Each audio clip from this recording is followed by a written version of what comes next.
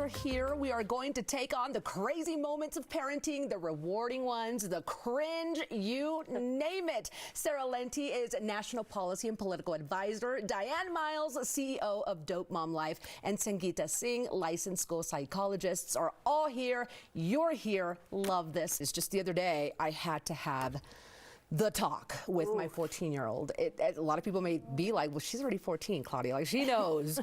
But I had to go there, and I was very realistic with her that I feel bad because I talked about like the consequences. I talked about how mean boys can be during that age of like high school. It was pretty intense. Why do you feel bad about being realistic? I know. I think that's because the best way to do it. Kids are so emotional nowadays. Though. True, very true. I feel like back then we could kind of handle it. But question, now? was this the first time it was like there's an egg and a sperm or what? Oh no, no. She knows all that. Okay. They've had the sex ed in school, and I've known that. I've signed off on the slips. But it was more like, hey, it's not what everybody makes it out to be. You do that, there's going to be consequences. There's going to be rumors. You know, the hell out of her. Yes, boys are going to be mean. They're not going to marry you the next day. Like it doesn't work that way. And she was like, okay, mom, all right. But I also felt like, okay, was that too tough? Our kids had to learn early on. And I don't want to say the consequences because they are my greatest creation. Granted, I did it really young at 16 and then at 18, and I wouldn't change them for the world. And I didn't want that to be their life. We've made it. We're in college. They both have passed the age that we were when we had them. And their dad has always been an open book with our kids, which has forced me to be an open book with them. And I don't regret it. The conversations that we've had, my son, and he told his dad he was comfortable because we've been having the conversations. And so when it was time, he had the conversation with his dad. And then my daughter, I felt like I didn't want them to go through life knowing that there's a chance you're gonna do it. And my conversation really just was, I can't stop you from doing anything that you wanna do. You will find a way to do it. I did, and my mom was at home all day, every day. I still found a way and got pregnant. So I can't stop you, and I work a lot. So you have, and you're your own human. You have freedom of will to do whatever it is that you want to do. And let's really talk about it.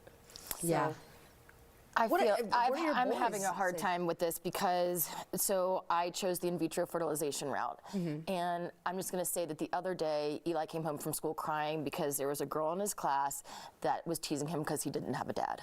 So so there are kids that are divorced and there are kids that have two parents, but two moms or two dads, but he's that unique situation, both of them, there is no dad that they know of.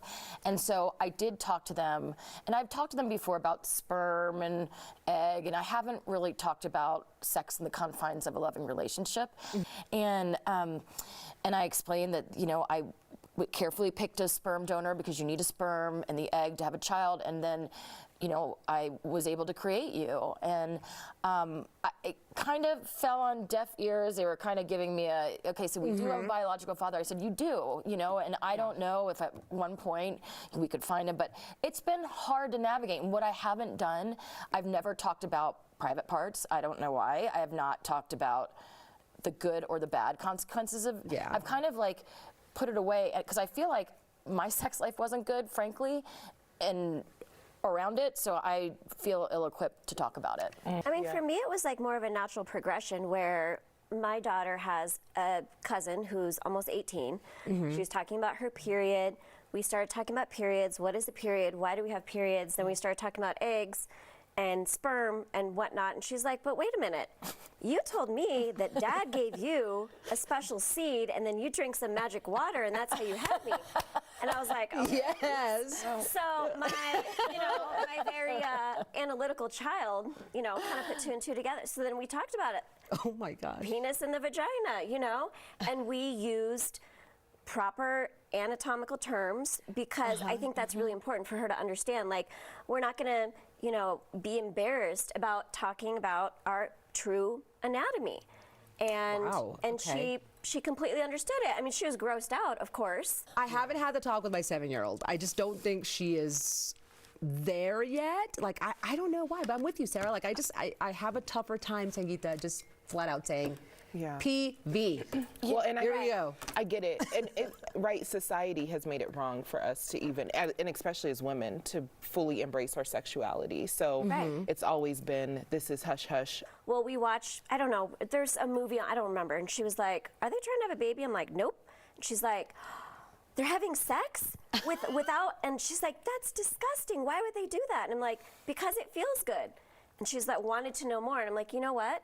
When you're ready, when you're at that point in your life, we'll talk about it more. And I'll give you all the details and answer all the questions that you have. But at this point, you're not ready for that conversation. No. Yeah, and that's very true. I mean, kids are psychologically at other levels, and as parents, it's hard to tell what they know, what they don't know, and that keeps me up at night. Well, not gonna lie. I know.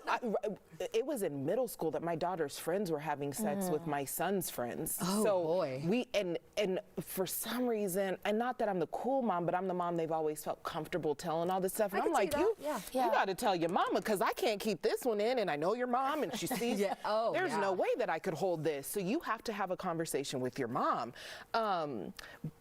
So knowing that, and then my daughter's 18, she is still a virgin. I just put all her business on her. We'll get rid of it in these streets.